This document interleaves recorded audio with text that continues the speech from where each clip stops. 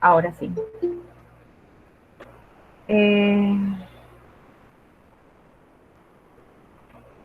Bueno, les decía que vamos a hacer un breve resumen del documento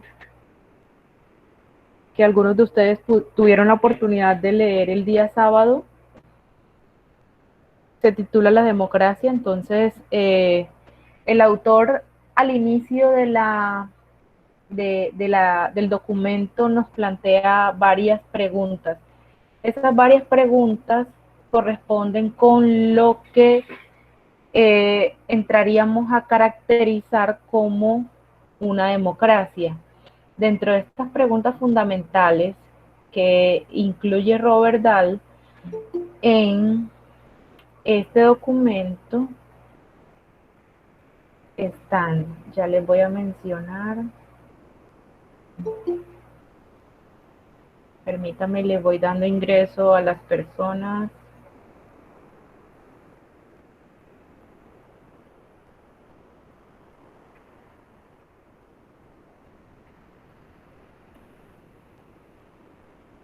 Dentro de estas preguntas que incluye Robert Dahl, preguntas que él considera fundamentales para poder caracterizar lo que es democracia, incluye, la primera de ellas es cuál es la unidad o asociación adecuada en la que debería establecerse un gobierno democrático.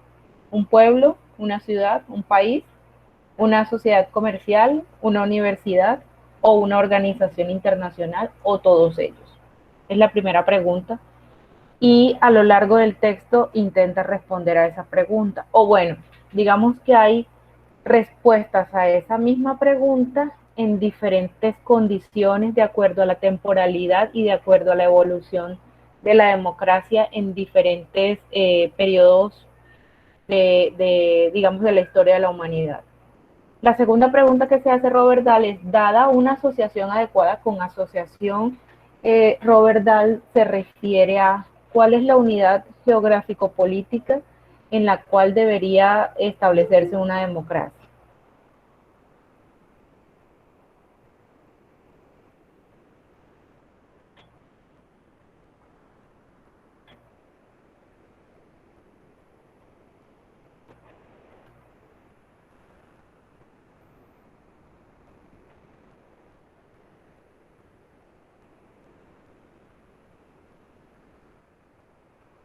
Bueno, entonces les decía que la segunda pregunta que plantea Robert Dahl en el documento es, dada una asociación adecuada, por ejemplo, una ciudad, ¿quiénes de entre sus miembros deberían gozar de ciudadanía plena? En otras palabras, ¿qué personas deberían constituir el demos? ¿Todos los miembros de la asociación tienen derecho a participar de un gobierno? O suponiendo que no debería permitirse participar a los niños, en eso coincidiría la mayoría de los adultos, ¿debería el demos incluir a todos los adultos?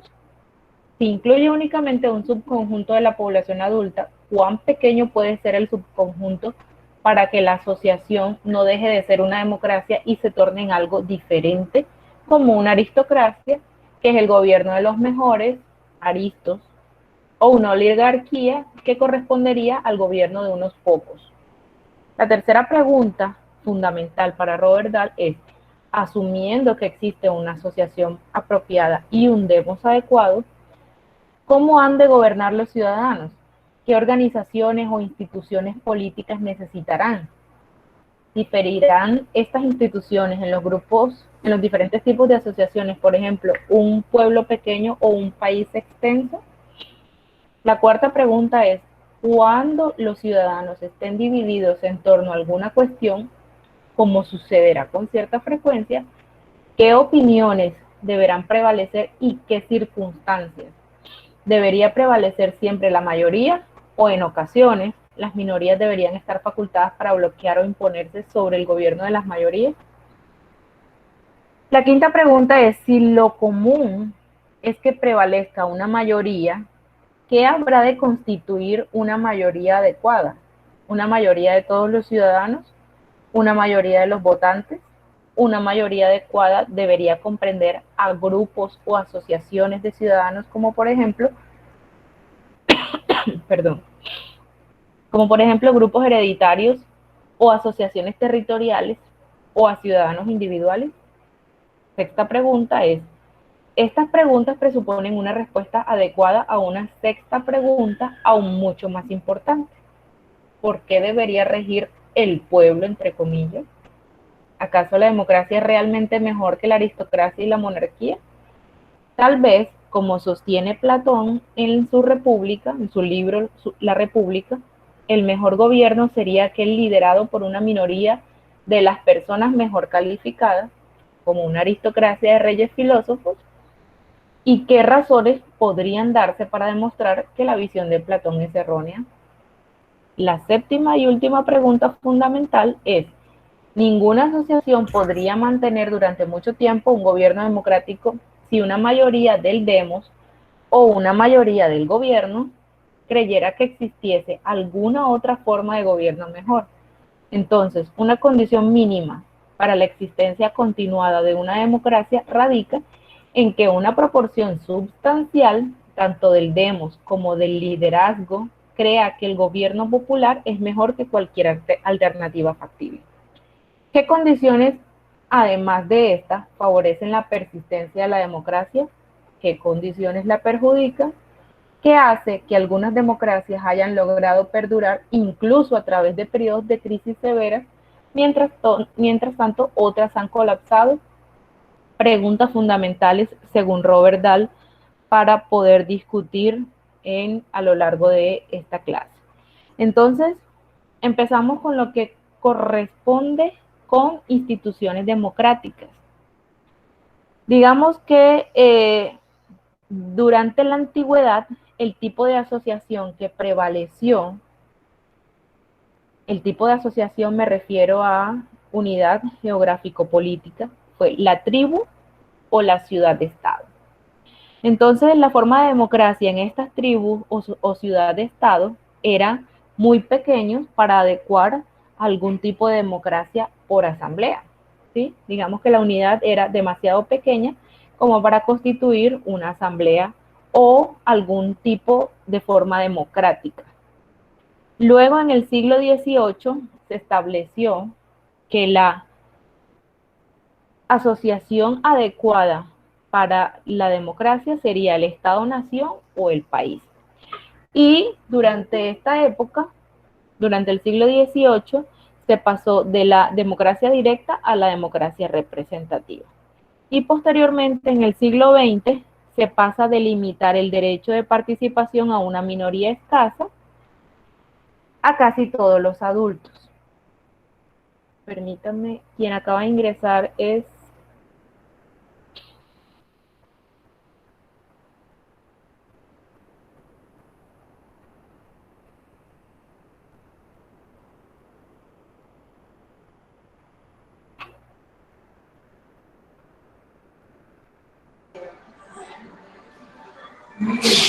Ludwig Mantilla.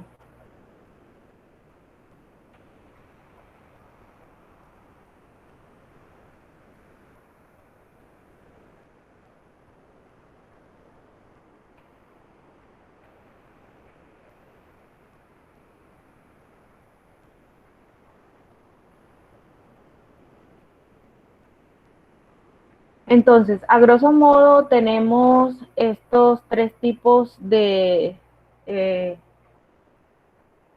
digamos, de caracterización de lo que ha sido la democracia a lo largo de la historia de la humanidad. Sin embargo,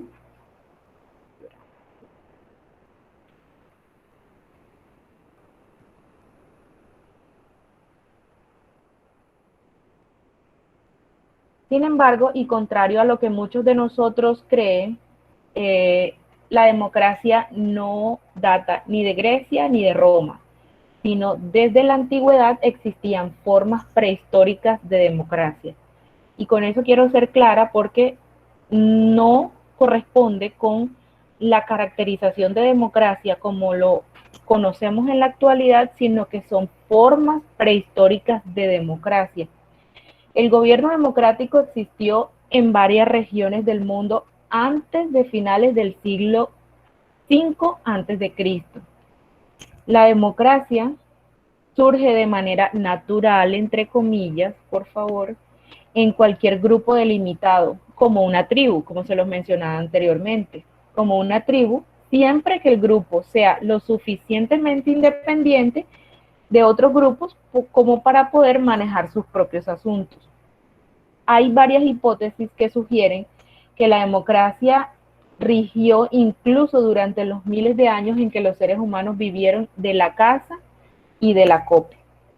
Como resultado, ya de manera evolutiva y como resultado del aumento de la riqueza, los gobiernos populares, entre comillas populares, o las formas prehistóricas de democracia que sobrevivían en ese entonces, fueron reemplazados por la monarquía, el despotismo, la aristocracia y la oligarquía. Y luego, en el año 500 antes de Cristo, es cuando reaparecen estas formas de democracia ya en Grecia y en Roma como las conocemos actualmente. Entonces, vamos a contarles un poquito sobre lo que fue la democracia en la Grecia clásica. Este periodo de la Grecia clásica se basa en los siglos 5 y 4 antes de Cristo, y bajo el liderazgo de Clístenes, los ciudadanos de Atenas comenzaron a desarrollar un sistema de gobierno popular, cuya asociación adecuada sería la polis o la ciudad-estado. Segunda pregunta que nos hace Robert Dahl: ¿quiénes constituían el demos? En la Grecia clásica, el demos lo constituían ciudadanos varones, hombres de 18 años de edad y mayores, o sea, de 18 años en adelante, digamos. Y cuando los historiadores han entrado a estudiar qué proporción de población correspondía con esos varones mayores de 18 años de edad, eso representaba entre el 10 y el 15% de la población total. Entonces, digamos que no hay como tal una representatividad como la conocemos en la actualidad. Tercera pregunta de Robert Dahl: ¿qué instituciones se necesitaban en la Grecia antigua para que la democracia funcionara, para que su sistema democrático funcionara?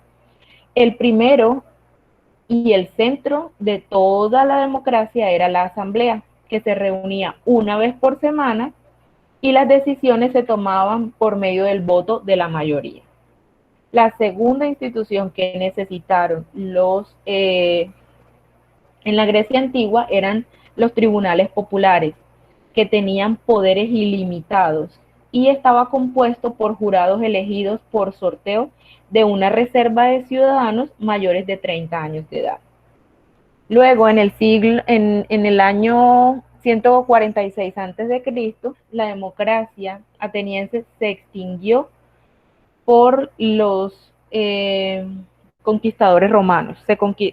O sea, digamos que en toda la lucha de poderes y luego de la conquista de los romanos en Grecia, entonces la democracia fue extinguida tal como ellos lo estaban practicando.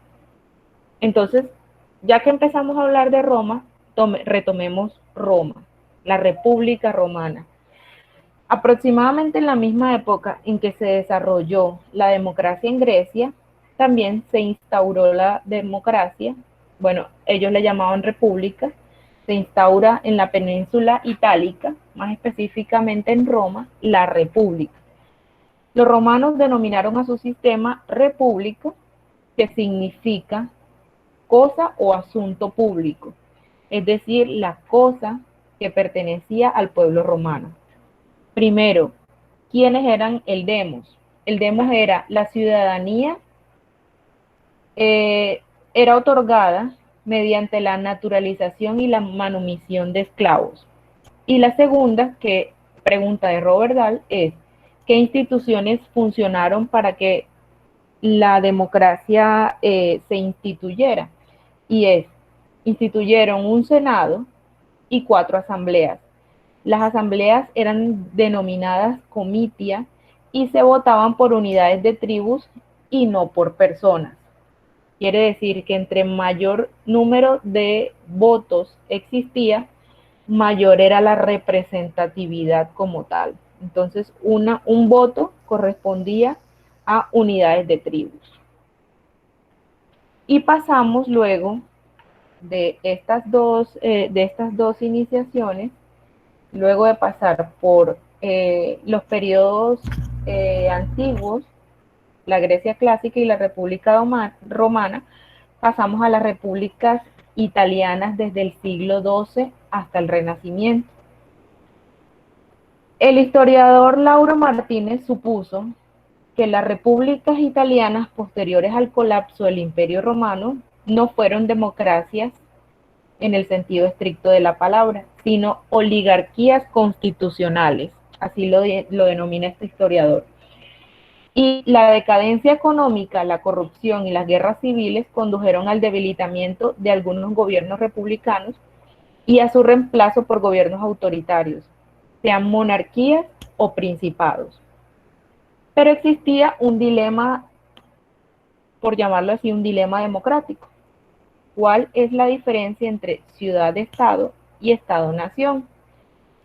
Este dilema supone que limitar el tamaño de una ciudad-estado sobre la conducta supone una influencia directa de los ciudadanos sobre la conducta de sus gobernantes, pero a su vez generaba problemas como la regulación del comercio y las finanzas y la defensa contra estados más grandes, y muchas ciudades respondieron a este dilema forjando confederaciones con otras ciudades-estado. O sea, se agruparon entre ciudades-estado para poder hacer frente a este dilema democrático. Entonces se creó lo que se llamaban confederaciones, que es más o menos lo que nosotros conocemos acá como regiones, claro, que en esta coyuntura nuestra sociopolítica de Colombia, las regiones están basadas en características culturales, también económicas, pero están basadas sobre todo en rasgos culturales propios de ellos mismos. Luego, cuando se caracterizó a estas oligarquías democráticas de Italia, entonces se pasa a una democracia representativa. Durante las guerras civiles inglesas y los posteriores partidarios de la igualdad exigieron mayor representación en el Parlamento. Y el sufragio universal masculino, eso está, digamos que es uno de los puntos claves que nosotros debemos tener en cuenta, porque de lo que va corrido a lo largo de esta historia, la mujer no tuvo derecho al voto, sino hasta muy entrado, creo que los primeros, si no me equivoco, los primeros, las primeras propuestas del voto femenino se dieron en 1928 en Estados Unidos, pero entonces para allá vamos ahorita. Entonces, el gobierno representativo no vino tanto de especulaciones filosóficas como sí a la solución de cuestiones prácticas como al dilema que les había planteado anteriormente. En Europa, cerca del año 800, hombres libres y nobles del norte de Europa comenzaron a participar de las asambleas locales, regionales y también nacionales. Y en el año 900 se realizaban asambleas locales de hombres blancos vikingos que se reunían en la península escandinava. Posteriormente, y con la conquista de los pueblos vikingos hacia Islandia, entonces se tomó el mismo modelo de gobiernos populares y se realizaban las mismas asambleas, pero ya no en la península de Escandinavia, sino en Islandia.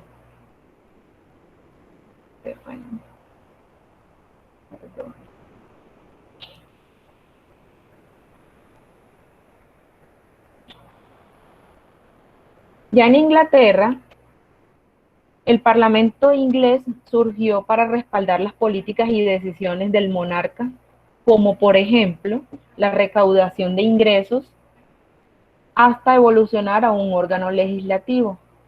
Sin embargo, algunos historiadores han planteado que lo que surgió en Inglaterra no era un sistema democrático y el voto solo era gozado por el 5% de la población mayor de 20 años, hombres blancos mayores de 20 años, y eso correspondía al 5% del total de la población. Solo hasta 1928, lo que les comentaba anteriormente, solo hasta 1928 se otorgó el derecho al voto a las mujeres adultas. Me equivoqué, escúchenme, no fue en Estados Unidos, fue en Inglaterra. Sin embargo, recordemos que Estados Unidos fue colonia inglesa hasta 1787, que es cuando se realiza la Convención Constituyente estadounidense, ¿no? Entonces, en Estados Unidos, posterior a la Convención Constituyente, le repito, en 1787 se extendió el derecho al voto entre hombres blancos adultos. Sin embargo, se seguía excluyendo del derecho al voto a mujeres, a esclavos, a negros libres y a norteamericanos nativos. Entonces, esto fue, eh, digamos que como la introducción al documento de Robert Dahl, que algunos tuvieron la oportunidad de leer, y yo voy a dejar hasta ahí para que sean ustedes, los que leyeron el documento, quienes nos comenten más a fondo sobre este escrito, que es fundamental para que nosotros lo entendamos. ¿Quién quiere participar? Profesora, escuchándola a usted, ¿me escucha, profe? Claro que sí, Sunilda.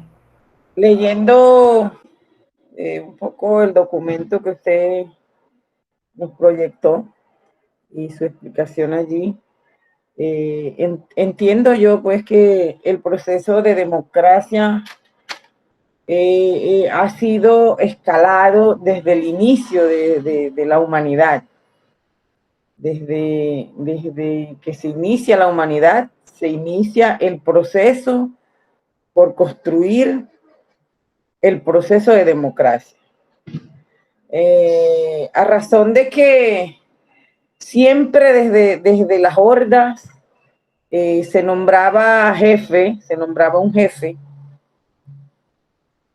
en la familia, y se daban funciones a grupos. Por ejemplo, la mamá tenía una función dentro de los grupos de la horda.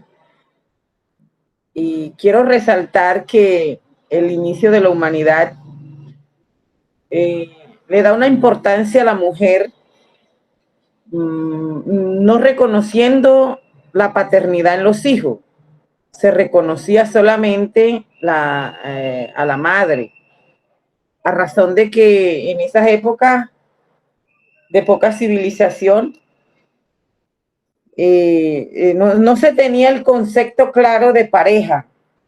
Eran estilo casi animal, discúlpenme el término, pero ellos hacían las relaciones maritales por instinto, creo yo, porque ellos no distinguían entre sobrina, entre mamá, bueno, ellos no, por eso no se reconocía la paternidad en esos inicios primitivos, pero sí se reconocían funciones y se reconocían liderazgo.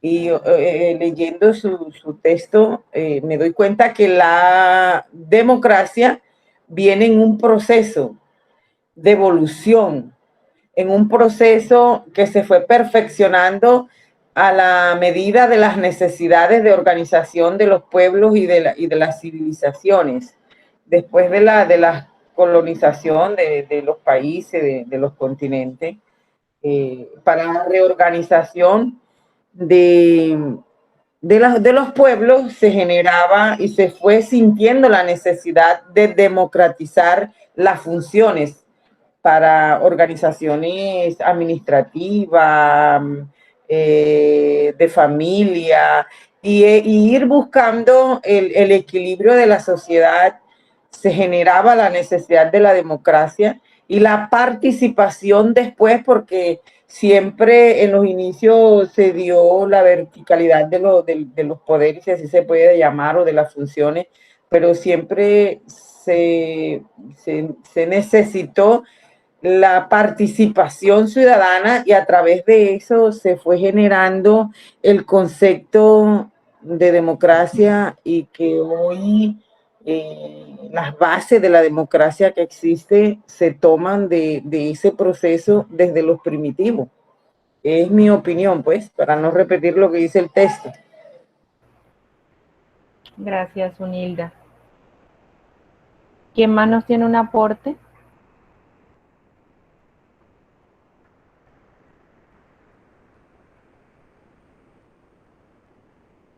De los compañeros que dijeron que sí leyeron el artículo. Gregorio Caballero. Gregorio, adelante. Sí. No, pues ahí leyendo el artículo, la manera como comienza, vamos por decirlo de alguna manera, dar los primeros pasos, la democracia. Yo me hago una pregunta. ¿En qué momento nos dimos cuenta como conglomerado humano de que se hace necesario delegar en un grupo de personas, en alguna persona, que dirija los destinos o el comportamiento del demos, por decirlo? Bueno, el demos, perdón, no el demos, sino del conglomerado donde está cada individuo. Me explico. La individualidad creo que fue el comienzo de toda la humanidad. O sea, el ser humano comienza a ser individual, y mi pregunta es, ¿en qué momento ese ser humano se da cuenta en que necesariamente tiene que escoger a alguien que los dirija o que los gobierna, y que ahí es donde entonces comienza a originarse la democracia? Sí, he sido claro en mi inquietud. ¿Sí? Perdón, a mí me parece importante lo que dice el compañero Gregorio, porque de verdad, o sea, desde que tenemos conocimiento de la historia, siempre alguien ha liderado al hombre. ¿Cuándo surgió esa necesidad, cierto? Es una pregunta bastante importante. ¿Y cuál fue la circunstancia por la que de pronto se tomó la decisión, o en qué momento en que tendríamos que tener a alguien que nos dirigiera, y que esa dirección tenía que ser por decisión de todos nosotros? Es decir, gracias, Junior, por el apoyo que me estás dando en tu concepto. Es decir, para completar la pregunta, pues, el tema lo tomamos en cómo surge la democracia, pero entonces la pregunta es, antes de la democracia, ¿por qué surge la necesidad de lo que después vamos a llamar democracia? ¿Sí? Excelente pregunta. Esa es mi inquietud. Compañero Gregorio, considero que es muy importante su pregunta, pero yo insisto en que la democracia nace a través de la misma necesidad del hombre, así como nació la necesidad del fuego, la necesidad de muchos inventos, de la luz.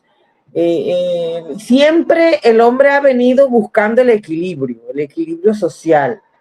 Y la democracia es un fenómeno que el hombre ha utilizado, ha inventado para encontrar ese equilibrio, porque en la evolución del hombre vino generando necesidades.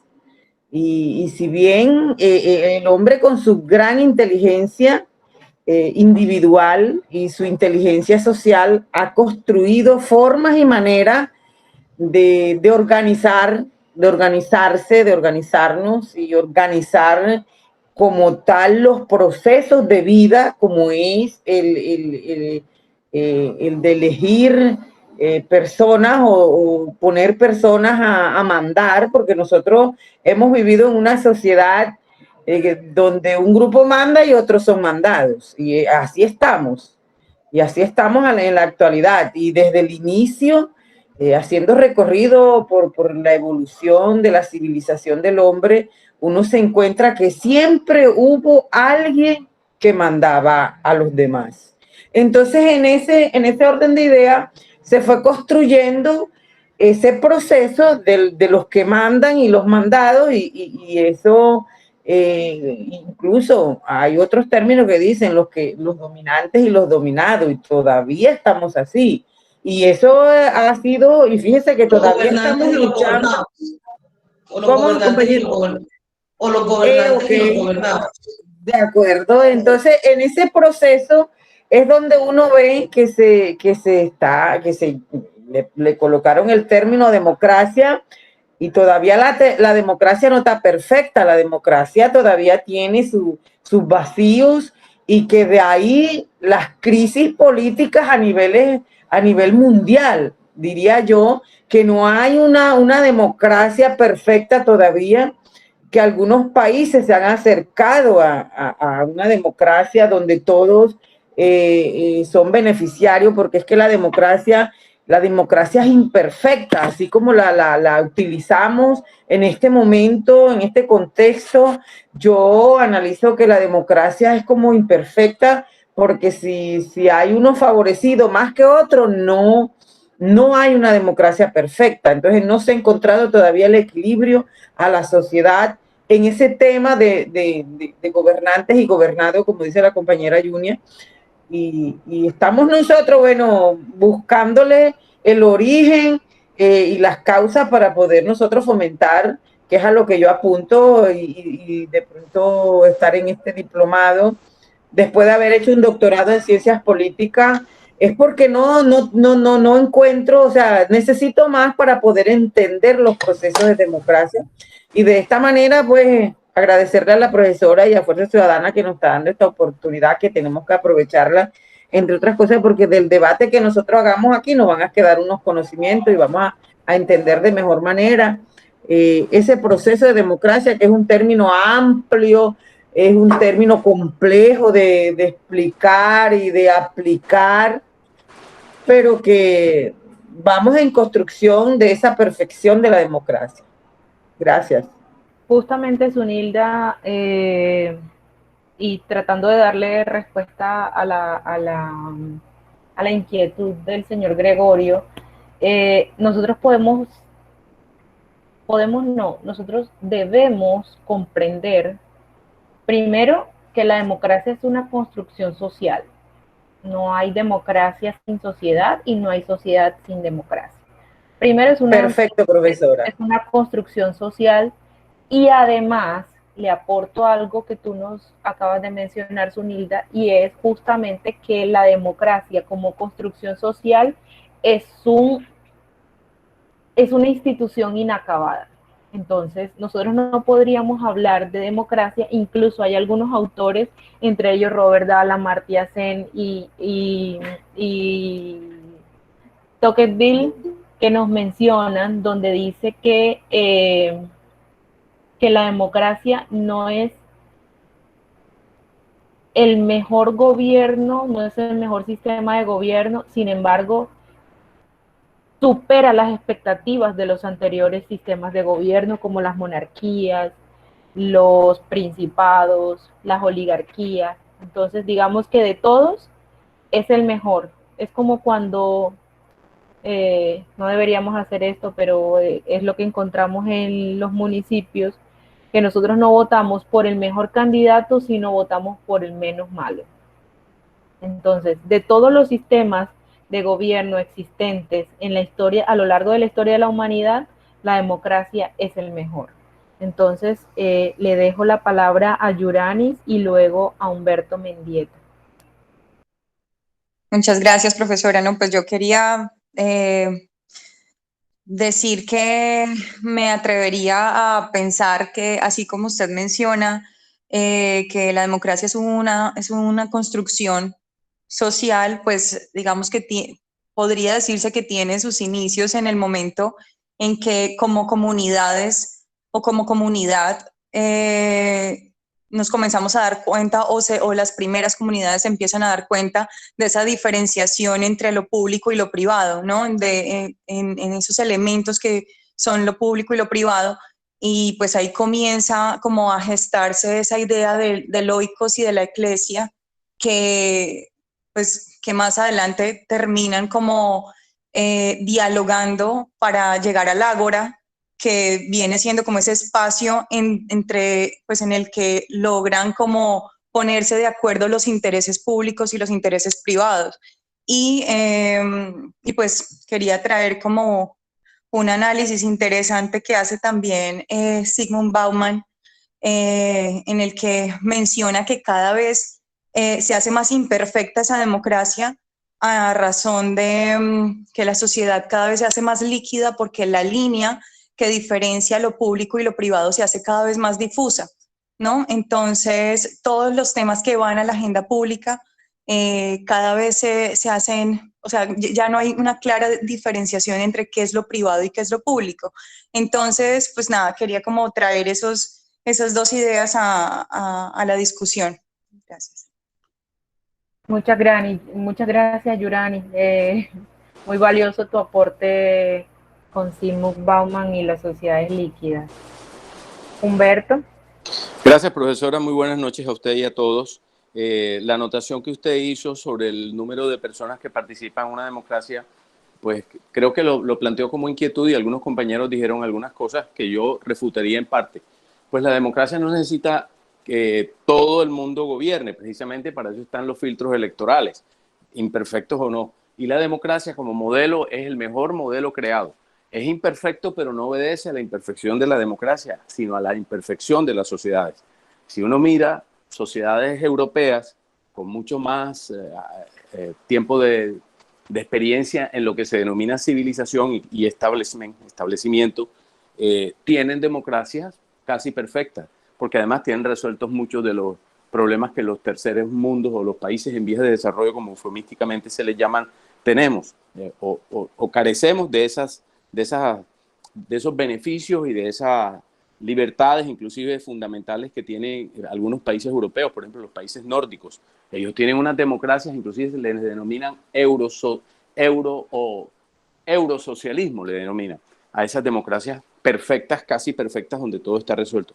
La democracia sí es una forma casi perfecta de gobernar, superando a lo que ya se había dicho, oligarquías y monarquías y gobiernos autoritarios o dictatoriales o totalitarios. Entonces, en gracia de discusión sobre el número de personas, poniendo el ejemplo de la Atenas antigua, que si tenían 18 años y equivalía al 10% y eran varones, en fin, más o menos podría equivaler, guardadas las proporciones, a lo que un congreso representa, o mínimamente, pues, un porcentaje mínimo con relación a ese 10% de nuestros congresistas. No hablemos de la calidad de ellos, sino del número. Para eso son las elecciones, como en Estados Unidos están los cuerpos colegiados. La democracia existe ahora, obedece a sociedades imperfectas con unos grandes problemas que tienen que ver, entre otras tantas cosas, con la corrupción, la falta de preparación de los congresistas o esa actitud proclive al dinero fácil que tenemos en estas civilizaciones. Gracias, profesor. Muchas gracias, Humberto, y muy de acuerdo con tu apreciación. ¿Quién más quiere participar? Carlos Páez, por favor, adelante. Buenas noches a todos. Gracias, doctora. Bueno, quisiera hacer como una pequeña análisis frente a la lectura de lo que hemos hasta el momento hablado, frente a las democracias. Indudablemente, estas fueron modulando en el tiempo hacia una posibilidad de una democracia mucho más participativa y mucho más real en la concepción del gobierno del pueblo. En ese sentido, los pensadores, los filósofos, los que fueron construyendo escuelas de pensamiento, dieron unas pautas y definieron mucho de cómo se estaba implementando esta democracia en el transcurrir de los años, en el transcurrir de las épocas y transcurrir de los momentos históricos de la humanidad. Entonces, como usted mencionaba, doctora Alita, Platón marcaba mucho de unos pensamientos muy radicales en la lectura de que una persona nacía en una condición de pobreza y situaciones de conocimiento que continuamente iban a hacer las pautas para que sus hijos y los hijos de sus hijos estuvieran en esa misma condición, toda vez que esas clases era necesario que existieran y era necesario que en esa misma condición permaneciera. Entonces, ese tipo de conceptos, además de toda la restricción frente al tema religioso, que influyó mucho en también determinar que la mujer no podría tener mayor participación que simplemente cumplir tareas de hogar y de cuidar a los hijos y educar un poco a los niños, que mayor incidencia en el tema social, porque esto le correspondía al hombre, teniendo en cuenta muchos de los enfoques que se tenían de interpretaciones bíblicas que hacen mención al liderazgo netamente varón del hombre. A partir de ahí, esas pautas determinaron que las democracias fuesen mucho más cerradas dentro de una oligarquía, como decía, finalmente una especie de oligarquía que dominaba y planteaba unas reglas y una forma de ejercer esa democracia, y después fue ampliándose y fue mucho más incluyente, y salimos un poco de renacimiento y entramos también a todos los enfoques de revolución, a todos los enfoques de libertad, a todos los enfoques de derechos humanos, en fin, se fue ampliando todo ese y dibujando muchas de esas escuelas que estaban, de esos criterios, eliminando todo ese cerco que existía o esos conceptos erróneos, y fue así mismo creciendo, así como pues pasamos haciendo una comparación de que la Tierra era plana, pasó haciendo redonda a medida en que fuimos evolucionando en el conocimiento de cómo eran las cosas. Esa democracia indudablemente se modula, como lo acaba de decir un compañero, en la medida en que su población, su sociedad, esté mucho más madura, tenga mucho más claro qué consiste esta democracia, cómo se ejerce y cuáles son los vicios que hay que librar en contra de lo que afecta a ese sistema para que tenga la mayor aceptación, porque finalmente una democracia tendrá solidez en la medida en que la sociedad acepte las decisiones que se implantan, acepte el concepto de participar y atender el llamado, porque es muy triste ver cuando las democracias se ejercen, principalmente en el tema de representatividad, y no hay una gran participación de la ciudadanía, y posteriormente sí critican frente a la decisión que se toma. Entonces, en ese sentido es un tema de cómo socialmente estamos preparados, y algo que creo yo que hay que decir a una pregunta que se estuvo haciendo el día anterior, que proponemos nosotros para que exista una mayor difusión, una ampliación más de las democracias y principalmente la participativa, es en la educación, es en la formación, es en la capacidad de tener una comunidad y un pueblo educado, formado, capaz de tener unos criterios y unos criterios muy también de orden hacia el desarrollo de la participación ciudadana, porque indudablemente la anarquía pues completamente se dibuja frente a este ejercicio de democracia, que son dos, una representativa y una participativa, en la medida que tengamos una posibilidad de hacerlo directamente. Eso sería como un criterio muy amplio, obviamente, de todo lo que menciona, porque aquí hay un transcurrir de muchos escenarios y muchos momentos históricos que marcaron el escenario de la democracia y el dilema de la democracia.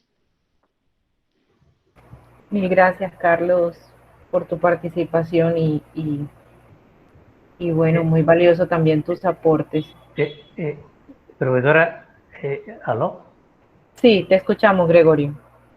Yo quisiera agregar otra cosita, aunque esto que voy a decir aquí, algunos de pronto me van hasta mencionar a mi vieja, pero bueno, al fin y al cabo esa es una inquietud que siempre he tenido. Yo creo pues de que realmente para ejercer una democracia digna, para ponerle algún término, debieran existir algunos filtros de quiénes van a ser esos representantes de la sociedad.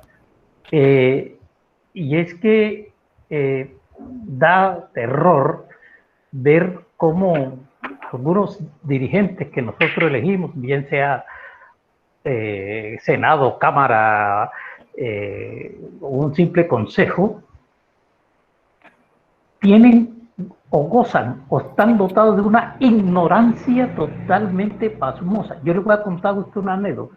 Aquí en mi pueblo, un señor abogado, siendo inspector de policía, yo fui a tramitar un servicio para transportar un ganado que iba a llegar a Palermo, corregimiento de Sitio Nuevo. ¿Y sabe qué me ha preguntado el señor? Que si Sitio Nuevo era Magdalena o Atlántico. Y de sido aspirante a la Cámara, perdón, a la Asamblea. Oiga, ¿sí? Y yo me pregunto, hombre, si para usted manejar un vehículo tiene que pasar un examen para demostrar que usted está capacitado de conducir un vehículo, ¿cómo es posible que a los políticos que van a dirigir es a la sociedad, por favor, no se les exija un mínimo de capacitación para poder dirigir esa sociedad? Entonces, yo creo que la democracia tiene un punto, digamos, de imperfección en el sentido de que no maneja los filtros necesarios para que aquellos que nos van a dirigir sean capaces de desarrollar la labor para la cual nosotros lo hemos elegido. ¿Sí? Entonces era la última parte, y basándome en cierta forma lo que decía el compañero Humberto Mayeta, si no estoy equivocado en cuanto a el nivel o la capacidad que tiene las personas que nos representan en las instituciones, sea Senado, Cámara o Asamblea. ¿Sí? Bueno, esa era mi intervención. Y funcionarios públicos también, Gregorio. Nos encontramos en las instituciones públicas una cantidad de personas que no tienen la formación para esos cargos, y esa falta de formación hace que se irrespete a la comunidad y que esa palabra democracia tan bonita que es, se convierta en una simple palabra. Encontramos por montones funcionarios públicos que no tienen absolutamente idea de qué están haciendo en estos cargos y solamente cobran. Solo están por cobrar un sueldo, pero ni siquiera se ocupan por saber cuáles son ni cómo cumplir sus funciones. En eso estamos. Completamente de acuerdo contigo. Gracias. Adelante el compañero Ludwig y sigue Eduardo de Jesús Vargas Calderón. Bueno, cordial saludo para todos. Pues de la lectura tiene un poco de historia y tiene mucho de realidades. Me enfoqué en una parte sobre los sistemas democráticos contemporáneos. Bueno, hablan hay de varios sistemas, el sistema presidencial y parlamentario que estamos viendo acá en Colombia, el sistema unitario y federal, sistemas proporcionales y de un ganador único, sistemas bipartidarios y multipartidarios, y los sistemas mayoritarios y consensuales. Me enfocaba en dos temas, y es el tema del sistema federal. Pues uno pensaría que este es un sistema que debería acoplarse a nivel Colombia, ¿sí? De este federalismo, de esa descentralización, pues a uno no le parece lógico que de Bogotá se tenga que expedir las licencias ambientales para que se explote un territorio como el Magdalena o un Santander, o que desde Bogotá se tomen decisiones para el ordenamiento territorial frente al tema de bienes de interés culturales, o que de Bogotá se tenga que hablar sobre la redistribución del sistema de regalías. Y así sucesivamente, como para nombramientos, la Convención Nacional de Servicio Civil. O sea, esa centralización yo creo que obedece no tanto al sistema presidencial, sino a la ignorancia o falta de ejercicio de nosotros, los ciudadanos. Yo siento que hemos perdido ese activismo, hemos perdido esa posibilidad de no mendigarle al Estado, sino exigirle. Cuando hablo del Estado, a nuestros gobernantes, Yo creo que aquí nos falta a nosotros ejercer más que quejarnos por las redes y yo creo que también es necesario el tema de las marchas y el tema de la resistencia y la protesta pacífica, pero unido a ese ejercicio de nuestra participación ciudadana, de nuestras herramientas jurídicas y constitucionales que tenemos, a ese derecho a escribir a través de los derechos de petición o de tercero interviniente, a través de diferentes procesos donde podemos actuar como parte y nos tienen que reconocer como tal personería jurídica para hacernos sentir. Vemos que estamos rodeados de muchas entidades carcomidas, una es Corpamac, carcomidas por la corrupción, donde hay un consejo directivo amañado desde hace muchos años, donde está el asiento del presidente de la República, el asiento del ministro, su delegado, y sabemos que se toman decisiones mayoritarias y van en contra de lo que es la protección de los recursos naturales y en contra de lo que es la defensa del territorio.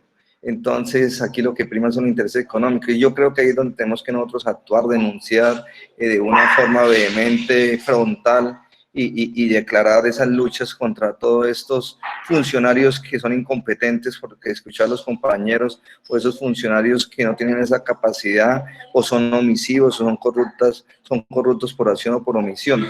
Entonces, esa invitación o ese llamado en estos espacios académicos de que nosotros nos llenemos de valentía y empecemos a ejercitar nuestros derechos, siempre pensando en quién, no en nosotros, sino en los demás, en cómo construimos un nuevo modelo de sistema desde el Magdalena para Colombia. Muchas gracias. Gracias a ti, Ludwig. Tiene la palabra la compañera Junia Palacios. Gracias, profe. Lo que dice el compañero Ludwig es muy cierto, pero también es cierto que esa posibilidad de nosotros poder exigir unos buenos gobiernos, en realidad no la hemos tenido. Históricamente hemos tenido que luchar por eso y siempre termina el pueblo oprimido. Pienso que hay una gran falencia en nuestro sistema educativo, empezando porque las leyes que se hacen no se socializan para el pueblo. No es el pueblo el que recibe esa información de con qué herramientas cuento para poder simplemente detener o sacar del poder a esa persona que yo misma se lo di. Desde los colegios deberíamos empezar a enseñarle a nuestros niños mecanismos de participación ciudadana, un derecho de petición, además, una tutela. No debería ser algo que solamente un buen abogado lo debería hacer. En los colegios los niños deberían saber qué es un referendo, qué es un plebiscito, qué es una acción popular. Y de la misma forma deberíamos poder enseñarles cómo ellos inician ese proceso para poder hacer uso de sus derechos. Pero no lo están aprendiendo. Las leyes no se hacen para la ciudadanía. Yo, desde el cargo que tengo, empecé por solicitud de la señora alcaldesa a desarrollar un proceso con el tema de violencia contra la mujer, las jornadas pedagógicas de la ley 1257 del 2008, que es la ley de sensibilización, prevención y sanción de todo tipo de violencias contra la mujer. Y resulta que nos vamos a los barrios y las mujeres, los hombres, nadie sabe que existe esa ley. La gente del común en realidad debería conocer esa ley para saber cómo defenderse en los momentos en los que sean víctimas o se vean agredidos. ¿Quiénes son las instancias que los protegen? La gente no lo sabe. Y así, todas las leyes en Colombia son así. Son como propiedad de exclusivamente las personas que tenemos un mínimo nivel académico. Pero las personas del pueblo, nosotros nos podemos ir al mercado y le preguntamos a la gente en el mercado qué es un plebiscito y no sabe. Y le preguntamos incluso a profesionales cuáles son los mecanismos de participación ciudadana y no lo saben. ¿Cómo vamos a ejercer democracia si la información que tenemos no le llega al verdadero pueblo? No podemos hacer verdadera democracia. Es por eso que ahora encontramos personas tratándonos de brutos, tratándonos de ignorantes o de vagos, porque salimos a protestar contra un gobierno opresor, porque sencillamente no tienen idea cuáles son las herramientas que tienen. Miren, por ejemplo, hay una legislación que dice que los senadores, los congresistas que fallan 5 o 6 veces pueden ser destituidos y no pueden volver a aspirar a una curul. ¿Cuándo se ha hecho un proceso de esos? Nosotros no hacemos peduría. Podríamos castigar al Congreso que nos está haciendo daño y no estamos utilizando las herramientas que la Constitución colombiana, que es norma de normas, nos está dando. Entonces, el ejercicio que estamos haciendo aquí es muy valeroso, es muy bonito, pero que no se quede en letras. Tenemos que empezar desde lo académico, en los colegios, a decirle a los niños, a nuestro futuro, a los que nos pueden garantizar a nosotros una vejez digna mañana, cuáles son las herramientas que tienen contra los gobiernos opresores, cuáles son las herramientas que tienen para poder ejercer su verdadero derecho a estar en un país en democracia. En estos momentos no lo tenemos, porque tenemos las herramientas, pero no las utilizamos. Gracias, profesora. Gracias a ti, Junior. Luis Fernando. Bueno, buenas noches para todos. Yo creo que muchas de las intervenciones que han dicho, sin ánimo de polemizar, se acercan más a un tema de un ejercicio del servicio público. Pues la democracia en últimas termina siendo una especie de garantizar que nosotros tomemos las decisiones, quiere decir que seamos soberanos, que podamos elegir, tomar decisiones y que podamos controlar o que podamos supervisar, si se quiere llamar así, a esas personas que elegimos. Ese sistema, pues, tendríamos que reconocer que lo tenemos. Que el ejercicio de que en algunos espacios no se garantice o no haya un adecuado ejercicio público es otra cosa, porque nosotros aquí en Santa Marta y ahora en el Magdalena hemos ejercido democracia, hemos llegado a los espacios de poder y estamos garantizando o trabajando para que se garantice que lo que del pueblo decida es lo que se cumpla, que por eso se propone un programa de gobierno, que termina materializando un plan de desarrollo y que eso se termina evaluando y tal, toda esa línea o esa, como dice uno aquí en la costa, esa carreta que uno ya conoce. Pero lo que al punto yo que voy o al punto que quiero llegar es realmente nosotros sí estamos viendo o estamos confundiendo el servicio público con una democracia, porque aquí en Colombia, pues, si no estuviéramos protestando hoy, porque tenemos la libertad de hacerlo, de elegir, de exigir la soberanía, y la soberanía que nosotros tenemos nos permite decirle a quienes hemos elegido o a quien no hemos elegido que lo está haciendo mal o que lo está haciendo bien. El ejercicio de la democracia lo hemos, creo yo, que evidenciado en el modelo que nosotros hemos implementado aquí, y es los espacios de participación. Por eso preguntaban en la anterior clase esos espacios de participación y de empoderarla, y tiene razón Junior en que hay que empoderar la ciudadanía para que la ciudadanía conozca. Y entonces, entre más empodere la ciudadanía, más quiere, porque así somos los humanos. Es como un ADN o una razón de ser que nosotros tenemos. Entre más nos empoderemos, más queremos y más allá queremos avanzar. Entonces, algunos se extrañan que por qué el ejercicio de participar o como la profe Verónica preguntaba, ¿qué otro? A mí también me hubiera gustado saber qué otros modelos de participación hay en el país, o si hay parecidos a los de nosotros, porque no he visto en otras ciudades un modelo en el que replique participación, y eso es democracia. Otra cosa es revisar el ejercicio público, ¿cierto? No sé si en ese momento la Constitución del 91 estableció que quienes nos podrían gobernar debían que cumplir un mínimo o debían cumplir ciertos requisitos, y entre esos no hay nada de formación académica, por lo menos debería ser o debe ser ciudadano. Uno esperaría que bachiller, pero de ahí para adelante nomás. Bueno, el ejercicio del trasegar de todos estos años desde la Constitución del 91 hasta la fecha nos ha mostrado que ya hay que avanzar mucho más allá de eso y que quien nos, como diría o como dice, yo esta mañana estuve viendo un video de Jaime Garzón, como diría Jaime, como hubiera dicho Jaime Garzón en su momento, quien administra esta gran finca debe tener unos conocimientos de esta gran finca. Debe saber qué produce, debe saber qué no produce, debe saber qué es rentable, debe saber qué no es rentable. Pero esa es la democracia, el ejercicio de que quien nos pueda a nosotros aterrizar esos conocimientos. Y no es dejarle la responsabilidad al colegio, porque la responsabilidad, hay parte en responsabilidad en la formación académica, pero es que los conocimientos se adquieren desde casa, desde la familia. Entonces es como el cuento del huevo y la gallina, ¿quién fue primero? Entonces, y entonces el papá, ¿de dónde lo aprendió? Lo tuvo que aprender en el colegio, sí, pero entonces él tuvo una familia también.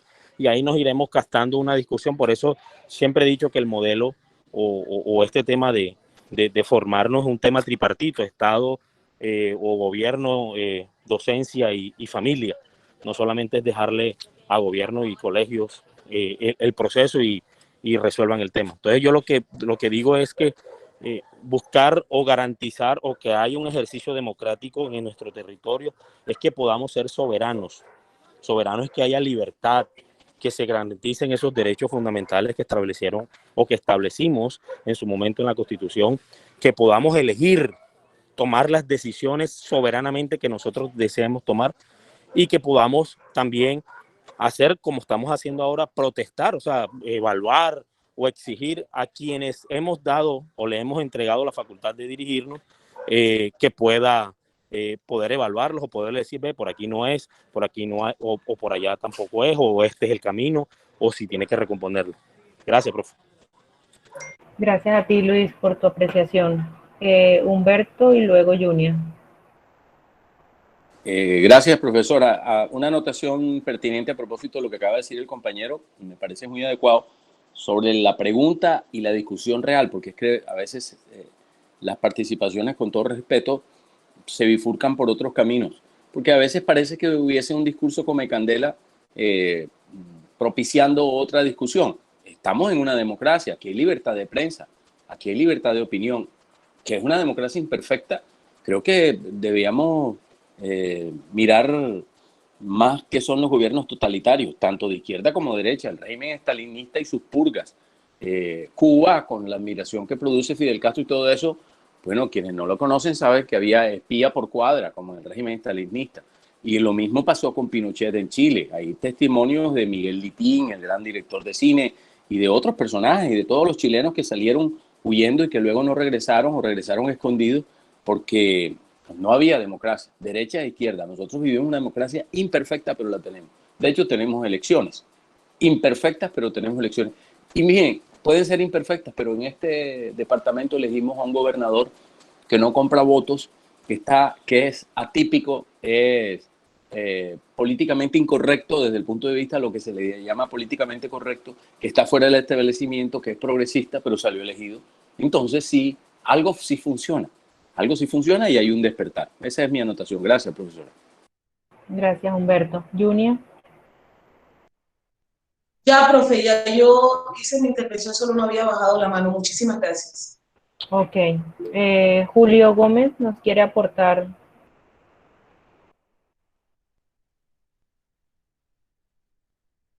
Hola, profe, ¿cómo está? ¿Cómo están todos? Un placer saludarlos.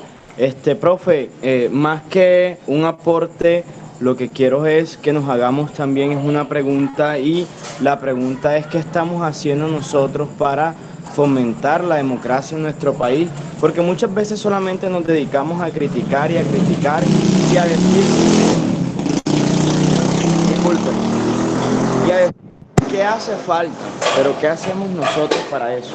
Yo, por ejemplo, intentaría hacer en mi comunidad centro de pensamiento político, como lo que estamos haciendo acá en el diplomado, y que esas personas que ni siquiera saben para qué sirve un senador, que ni siquiera sabe para qué sirve un representante a la Cámara, cuáles son las funciones de un concejal, cuáles son las funciones del alcalde, del personero del pueblo, nosotros nos tenemos que poner ahora esa lucha de educar a las personas que hoy por hoy no tienen estos conocimientos que estamos aprendiendo nosotros en estas clases.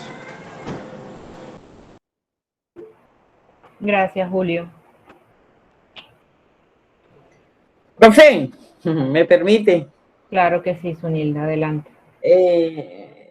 El problema, yo les voy a compartir mi tesis doctoral que la hice en factores que inciden en la decisión del voto del departamento de La Guajira. Me entero de que, vivida porque yo soy de La Guajira y apenas hace 20 años estoy en Valledupar, hice proceso político en La Guajira, acompañé al gobierno, a pesar de estar muy joven. Pero tengo que hacerles como una radiografía de la situación, de la realidad de la democracia nuestra. En estos pueblos, ustedes tienen toda la razón, en estos pueblos se vota de manera equivocada, y de ahí el fracaso de los gobiernos, porque la gente no entiende. Por allá decía un compañero que no se sabe para qué vamos a elegir los congresistas. Y la tarea nuestra, a partir de este momento, es como que hacer de alguna manera público para qué se elige un congresista y quién debe ser un congresista, porque de verdad que la educación en los pueblos nuestros no está ni siquiera en el 30%. La formación académica, pues, no está ni siquiera en el 30%. Somos unos pueblos que carecen de educación. Y eso es lo que permite a elegir los gobiernos equivocados. ¿Quién elige los gobiernos? El voto irracional. ¿Y cuál es el voto irracional? El voto que no razona. O sea, la persona que no razona, ¿por qué va a votar? Ustedes saben cuáles son las características que escogen aquí los votantes para elegir. Porque yo soy de Petro, yo voy a votar por la gente Petro. O porque yo soy de Uribe, voy a votar por la gente de Uribe. O porque yo voy a votar por mi vecino. O porque mi comadre me pidió el voto para un amigo de ella. Entonces aquí no hay una lógica para poder elegir, porque es que, como les digo, el pueblo no está orientado de mejor manera para elegir, para votar. Y si es en La Guajira, ustedes han tenido que conocer mucho de La Guajira. La Guajira, a pesar de ser un departamento rico, naturalmente, saben que está en el segundo de pobreza del país. Y eso en La Guajira sí es que se elige muy mal, muy mal. ¿Por qué? Porque en la Guajira la población guayú es más, y ellos son los que deciden gobierno, deciden gobernación. Por ejemplo, los indígenas, los guayú. Y el indígena sí es que no tiene la menor lógica ni la menor razón para votar. Y eso es lo que ha llevado a La Guajira, a la crisis política que vive La Guajira. Yo me he pegado de Fuerza Ciudadana para hacer acompañamiento allá cuando Fuerza Ciudadana ha estado buscando maneras de meterse en La Guajira, y yo, bueno, no me quiero morir sin ver ese éxito de Fuerza Ciudadana en La Guajira, pero favoreciendo a La Guajira, no a Fuerza Ciudadana. Yo quiero que ese modelo de gobierno de Fuerza Ciudadana, después de venir yo de todos los modelos políticos, de todos los partidos políticos, porque yo soy una guajira igualita que acompañaba a elegir gobierno por las razones que les estoy diciendo. Yo eso lo practiqué muchos años. Yo elegía gobierno, yo con tal de que me dieran una camiseta y yo estar haciéndole bulla a un candidato sin saber quién era y por qué lo iba a elegir. Y eso es lo que hace la población de La Guajira. Y atrás de La Guajira se van muchas poblaciones de Colombia. Y de ahí el fracaso económico, el fracaso, o sea, el nivel de corrupción que se tiene en todo Colombia, diría yo, es producto de la mala elección. Nosotros no hemos nacido que dicen que genéticamente el colombiano o la política colombiana está hecha para robar, para hacer corrupción. Yo no la comparto. Yo pienso que es que venimos de una tradición política, cultural, donde no sabemos elegir. Y yo siento una responsabilidad con mi departamento de La Guajira, igual con el departamento del Cesar, porque aquí hice mis hijos, soy una desplazada de La Guajira por la no oportunidad de estudio en La Guajira. Y nos proyectamos a educarnos y tuvimos que venirnos a San César para poder encontrar esa oportunidad de estudio. Hoy mis hijas están allá en Santa Marta y para la honra y gloria de Dios, bueno, están en el proceso de Fuerza Ciudadana allá, egresadas de la del Magdalena. Eso cuando estoy en La Guajira, yo hago doy esos testimonios, ¿no? De que el Magdalena, si bien cuando mis hijas entraron, apenas se iniciaba el gobierno del doctor Caicedo en la del Magdalena, y yo no las quería meter a la Universidad del Magdalena porque por la fama de la universidad, pero en ese proceso venía apenas iniciándose esa transformación de la universidad, y verle la transformación a la universidad, y de la universidad sale a los territorios del Magdalena, comenzando por Santa Marta, y cambiándole esa mentalidad a la gente. Esto hay que hacerlo grande, esto hay que hacerlo porque yo no estoy aquí por capricho, la verdad. Yo ni quiero que ninguno llegue a Fuerza Ciudadana por capricho. Incluir con el testimonio que la democracia estamos en vía de perfeccionarla, esa democracia de nuestros pueblos costeños, que yo creo que son los pueblos más ignorantes para votar, los pueblos costeños. Y si comenzamos por La Guajira le pone el pie adelante a cualquier municipio, a cualquier territorio. Honestamente hay que decir eso, pero no somos culpables, somos producto de la generación que ha venido haciendo esos procesos erróneos, equivocados. El guajiro poco se educaba, el guajiro poco salía a educarse, el guajiro vivió inmerso en el contrabando, en los negocios ilegales. Y a mí no me da pena decir, yo tuve 2 carros en La Guajira. Yo no sabía que había que tener tarjeta de propiedad, ni seguro, ni nada de eso. Allá se vive el mundo de la ilegalidad y del desorden, de la indisciplina, y ese es otro componente, pues, que hace a La Guajira lo que hoy es La Guajira. La Guajira ninguno la ha empobrecido. La Guajira se ha empobrecido con su población, que le falta formación y educación académica. Plata no ha necesitado el guajiro. Es tanto así que en La Guajira no se conocieron. Antes de salir de La Guajira, yo no conocí un indigente en La Guajira. Allá todo el mundo recogía sus locos, y si no era de la familia, cualquier familia lo adoptaba porque las condiciones se daban. El guajiro ha manejado dinero, pero dinero ilegal y dinero sin disciplina. Ya no se tributaba, en La Guajira no se tributaba. ¿Y cómo se va a enriquecer un territorio si no hay las políticas de tributar? Si lo que hace el presupuesto de un territorio es el impuesto.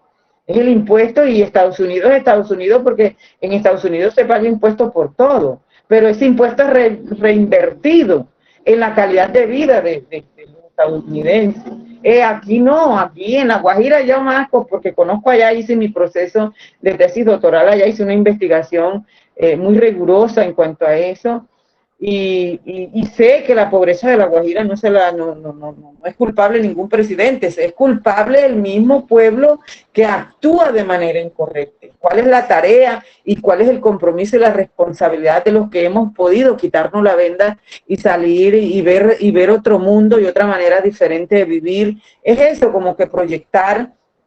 Si hay otro guajiro aquí en este grupo, bueno, no sé si se pone de acuerdo conmigo, pero es proyectar este modelo de democracia que de alguna manera son más los beneficiados, no solamente los gobiernos, los gobernantes, los gobernados del Magdalena y de Santa Marta, y ahí están mis hijas favoreciéndose de ese tipo de gobierno, y hay que proyectarlo. Es mi sueño proyectar ese modelo de democracia, no a Carlos Caicedo, ni a Rafael Martínez, pero si ellos son los que de momento crearon el liderazgo de este modelo, hay que proyectarlo, ¿no? Pero más el modelo de Fuerza Ciudadana, porque es el mejor nombre que yo he podido ver en movimientos políticos, porque la Fuerza Ciudadana no es Caicedo, la Fuerza Ciudadana somos todos.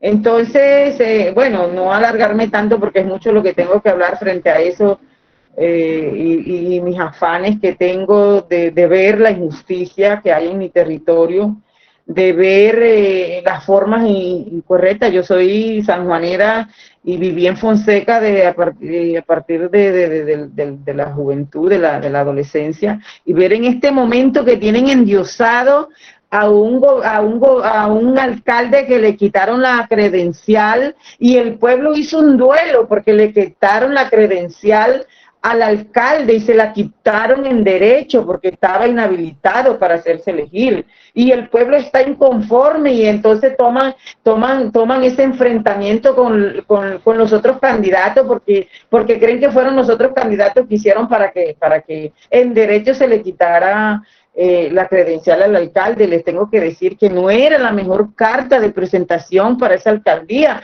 Es sobrino de un alto delincuente que tiene La Guajira, y que además de eso los dineros de ese señor son ilícitos. El muchacho bien, no tiene historias penales, ni siquiera se crió allá, pero hace parte de ese clan mafioso de La Guajira, que bueno, él salió y se medio preparó académicamente, pero el entorno de él es eso. ¿Cómo un pueblo va a estar endiosando a una persona que de alguna manera vea, hay una política de miedo? Les tengo que decir que en Fonseca en el momento ni siquiera se atreven a decir que van a ser candidatos, porque ahí sí es que está... La conclusión sigue siendo la misma. Todo eso es falta de formación.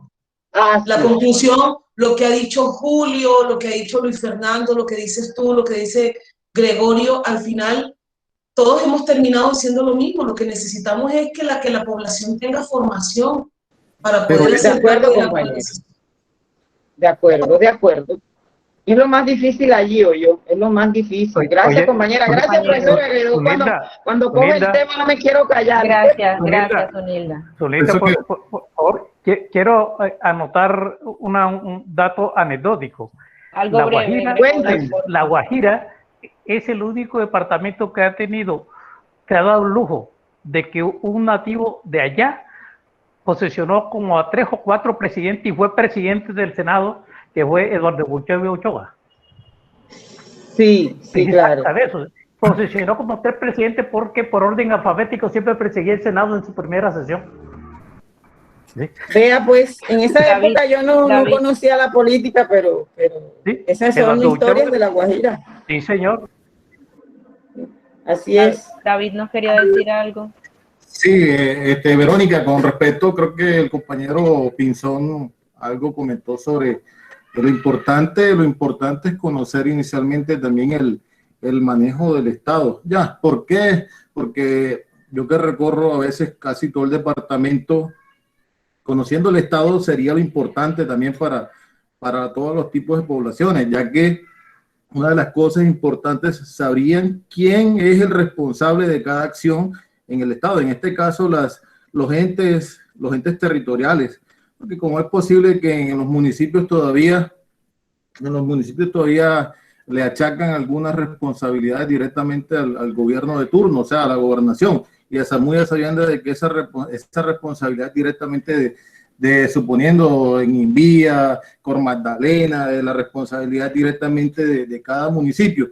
Pero lo que creo que dice Junia, sí, la población necesita formación, pero yo también veo también hoy en día en los diferentes municipios y en el departamento la juventud que se está formando sigue cayendo a veces en errores. O sea, voto por el gobernador, pero en mi municipio voto por la conveniencia o voto por el dirigente que lo apoya el bando contrario. Entonces no tienen esa coherencia con uno con la otra corriente. Entonces, porque si yo deseo el desarrollo total en tanto a nivel departamental y a nivel del municipio, debe ser equilibrada la balanza. Debo también mirar lo local, lo interno, lo conveniente para mi municipio, para que pueda avanzar en ese orden de ideas.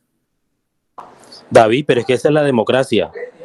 De eso se trata, de que cada quien tenga esa autonomía o esa soberanía de elegir así algunos no estemos de acuerdo, o si estemos de acuerdo, de eso se trata. Y creo que de eso se trata, es que debemos propender lo que hemos podido formarnos, hemos tenido la oportunidad de formarnos y todo eso, de que esa democracia o esa soberanía en la que participamos se mantenga, o sea, se fortalezca.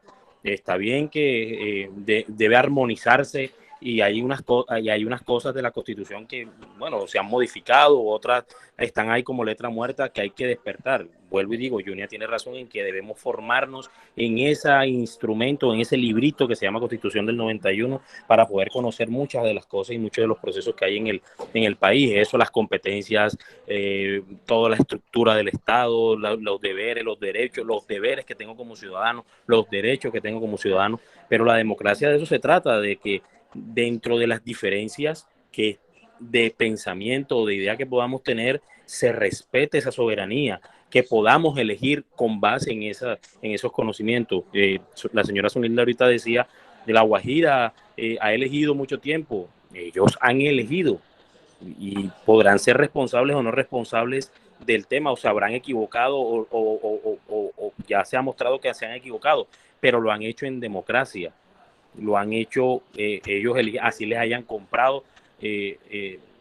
Las personas, por muy irracional que sean, siempre aplica un sentido común. La vida te muestra un sentido común, y por más que te pongan una yaca, una teja de ternís, un ron o una camiseta y tal, lo que sea, ahí hay un sentido común, y tú estás votando y tú votas y porque eso es lo que tú quieres, o es lo que te aprecian, o es lo que se aprecia de darte, o te entregan. Ese es el pensamiento de la gente, pero esa es lo que quiero significar es que esa es la democracia, la soberanía que nosotros tenemos de elegir.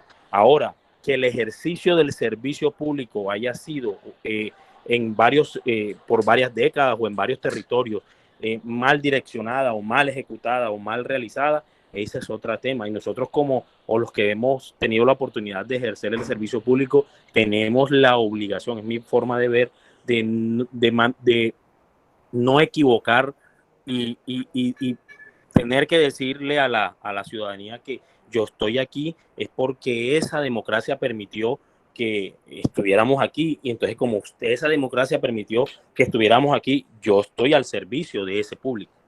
Eso es lo que pienso de ese tema. Sí, pero yo veo algo bueno, no todos, en juventudes todavía, que pasa en el departamento, y es que en ese orden de ideas la juventud a veces no alcanzaría la democracia, porque sus padres deben favores imagino, a ciertos dirigentes que tuvieron que haber pasado en su momento, y los encasillan a seguir de pronto, que cojan esa misma línea. No, tienes que seguir votando por esta persona porque en su momento me ayudó para que pagaras un semestre. Yo eso lo he compartido a todo el movimiento, y eso es lo que tenemos que ir rompiendo, esa barrera, porque bueno, está la democracia, pero el joven debe ser, la juventud debe ser autónomo en tomar sus propias decisiones para que pueda ir avanzando, y esa juventud el día de mañana tenga una transformación y una incidencia también dentro del poder político. David, debemos seguirle apostando a la democracia. No es que la democracia no sea suficiente, debemos seguir apostando en esa línea y en esa vía. No podemos decir que eso no es suficiente y no nos va a alcanzar. Es que esa es la vía para que nosotros podamos tener este gran territorio, siga siendo soberano. Y es que a pesar de los errores que se hayan cometido, que se están cometiendo, y que nadie garantiza que no se vayan a cometer en el futuro, esa es la democracia. Ahora, tendríamos que trabajar en que esa democracia, en una de las tres aristas que dije, de la soberanía, el elegir, pero también evaluar lo que se hace. En esa evaluación sí tenemos que ser rigurosos y trabajar en tratar de cambiar la cultura, pero además de la cultura también transformar ciertas realidades que está pasando. Te podría poner un ejemplo. Siempre se ha hablado de que el candidato que pierde las elecciones presidenciales, ¿por qué no puede ser el procurador o el contralor? ¿Sí me entiende? O sea, para que pueda vigilar. Es como tratar de hacer contrapesos. por ejemplo, esa figura presidencialista, centralista que hay, entonces que el presidente, como es el que nomina, entonces, claro, la Corte, la reverencia, la Procuraduría, la reverencia, la Contraloría, la reverencia, pero todos esos espacios se han llenado se han sido elegidos en el marco de una democracia, porque los han elegido o se han elegido internas en el Congreso, y mal o bien, el Congreso los hemos elegido desde abajo, o sea, en democracia. Yo creo que el ejercicio democrático no es el que está equivocado o no es el que está truncado en el camino. Yo lo que sigo insistiendo es que el servicio público que deriva de esa democracia es lo que no nos ha permitido que esa democracia y lo que está plasmado en la Constitución del 91 sea lo que prime encima o después del pueblo, sea lo que prime en adelante, ¿no? Pero, y en eso tenemos que avanzar. ¿Y cómo se avanza? Como dice Junia, formación, enterándonos de estos espacios que nosotros estamos teniendo son importantes porque conocemos, porque sé lo que tú piensas, porque sabes lo que yo pienso, sabes lo que piensa el otro. Y esa, en últimas, termina siendo un ejercicio democrático en el cual la formación se comparte y nos hace alimentarnos y nos hace prepararnos y ser mejor ciudadanos para enfrentar lo que venga.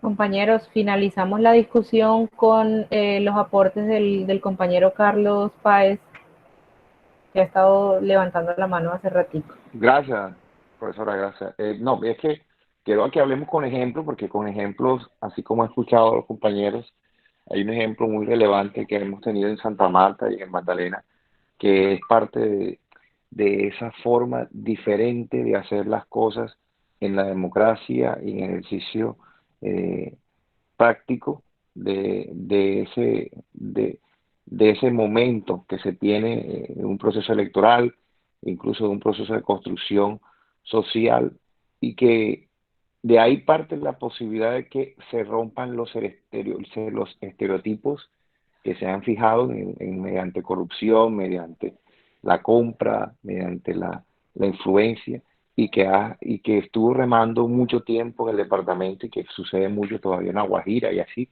en otros departamentos del país, que es que finalmente la gente tenga ese concepto y ejercicio de un voto de opinión, un voto libre.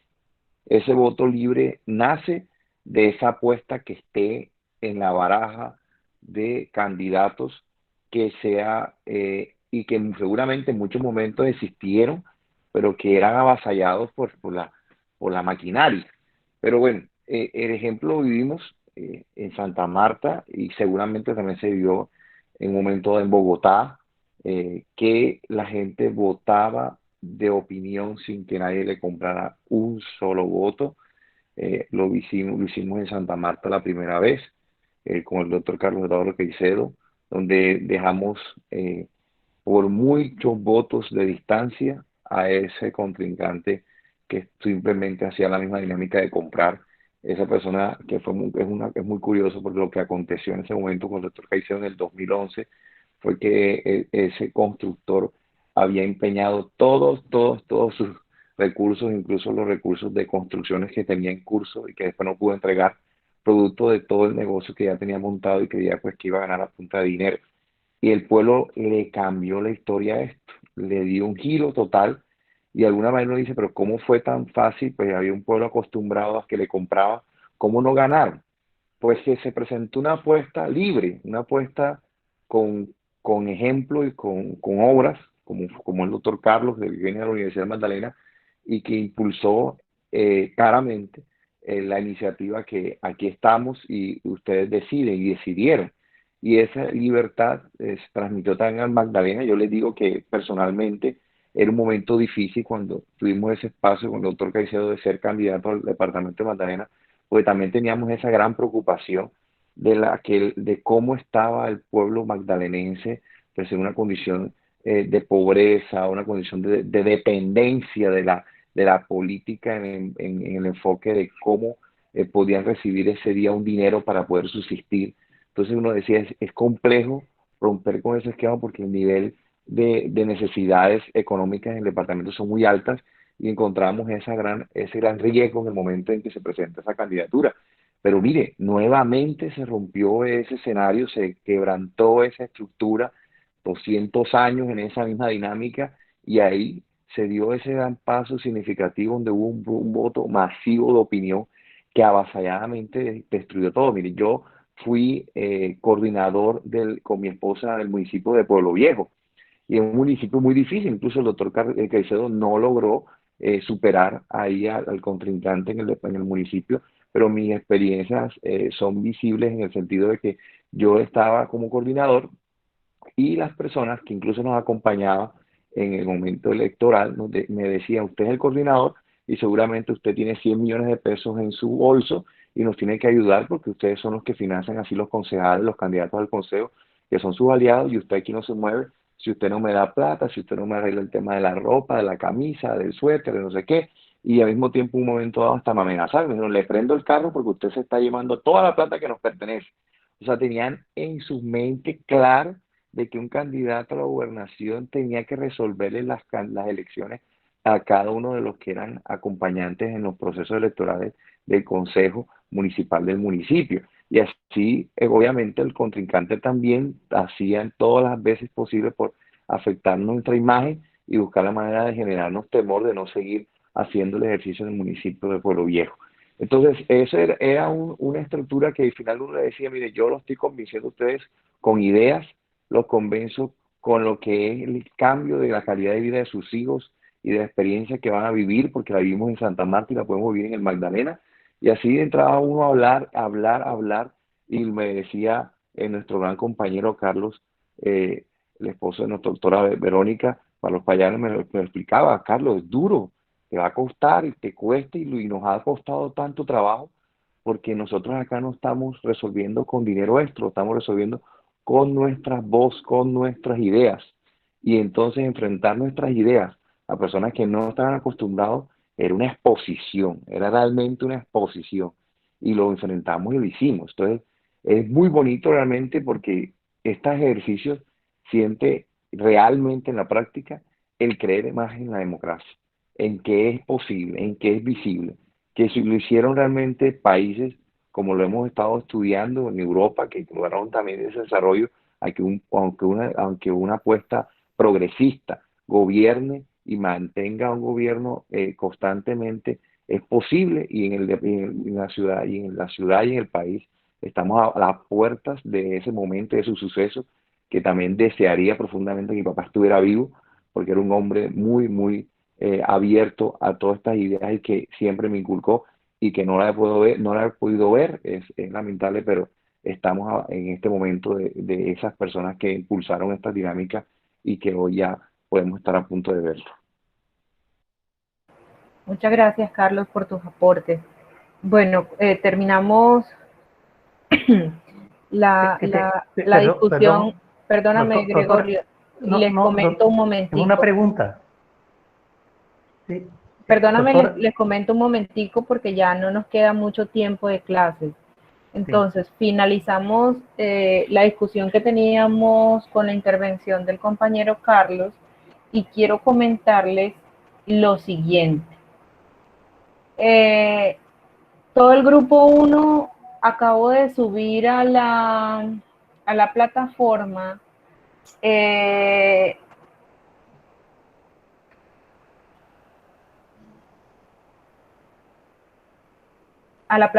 en el tema número 1, que es democracia y participación política, una actividad que es elaborar un resumen del texto de democracia de Robert Dahl, que es el texto que ya leímos y es el texto que hemos venido discutiendo. Sin embargo, las personas que participaron el día de hoy, las personas que voy a mencionar, no deben elaborar ese resumen. Todo el grupo 1 sí, excepto las siguientes personas. Carlos Páez no debe hacerlo. David Llanos de la Cruz no debe hacerlo. Gregorio Caballero y Humberto Mendieta no deben hacerlo. Julio Gómez no debe hacerlo. Ludwig Mantilla y Luis Fernando Pinzón no deben hacerlo. Junia Palacio, Yurani Silva y Zunilda González no deben elaborar este resumen. A quien no mencioné, deben elaborar el resumen y subirlo a la plataforma. Ya la actividad está cargada, entonces tienen oportunidad para hacerlo toda esta semana y espero leer sus aportes en el fin de semana siguiente. Entonces, ya para continuar y dar por finalizada esta sesión, nos vemos el día de mañana a la misma hora, de 7 a 9 de la noche, y les deseo una feliz noche. Un abrazo a todos. Profesora, yo Gracias, profesora. Profesor, usted Muchas habla gracias. del foro que acordamos el viernes, por favor me lo aclara que no entiendo. Subí dos actividades. La primera es el foro de discusión, eso es algo breve. Hay una pregunta y ustedes deben responder a esa pregunta. Debe ser algo muy breve. La que usted no formuló. Claro, la misma que yo le formulé, que es, ya les voy a indicar. Sí, que cómo debe participar la cosa la democracia en ¿Qué nuestra... estrategias Sí, más correcto. amplias propone para fomentar la democracia y la participación política en su ciudad? Esa es una respuesta muy sencilla. ¿Y cómo se la hacemos llegar? En la plataforma. Eso lo encuentran en la plataforma y ahí mismo contestan. Perfecto. Y la otra actividad que tienen pendiente es el resumen del texto de Robert Dahl sobre democracia. Solamente las personas que no mencioné. Bueno, pues. Muchas gracias, profesora, por la deferencia. Bueno, que tengan muy buena noche, que descansen. Buenas noches a todos, hasta mañana. Muchas gracias, buenas noches. Buenas noches, muchachos, buenas noches, profe. Buenas noches. Profesora Verónica. Que descansen, un abrazo. Buenas noches, profe, buenas noches. Profesora Verónica. Buenas noches, profesora, muchas gracias. Profesora, ¿me escucha? Claro que sí, te escucho. Profe, mire, la saluda David Llanos. Profe, mire, yo creo que no pude asistir el día viernes. Sí tenía conocimiento que habíamos cambiado ya con usted, que el segundo módulo. Lo que pasa es que yo también estoy haciendo una maestría, profesora, y la verdad estuve leyendo un libro largo y tuve encuentros jueves, viernes hasta el día sábado, prácticamente 7, 8 de la noche. Entonces, bueno, yo escribí a Fabián que no iba a poder asistir para que usted también sepa esa novedad de parte mía. Claro que sí, no te preocupes por eso, David. Mil gracias por tu información. Ok, profe, que tenga una feliz noche. Igual a ustedes, que estén muy bien. Buenas noches, profesora, muchas gracias.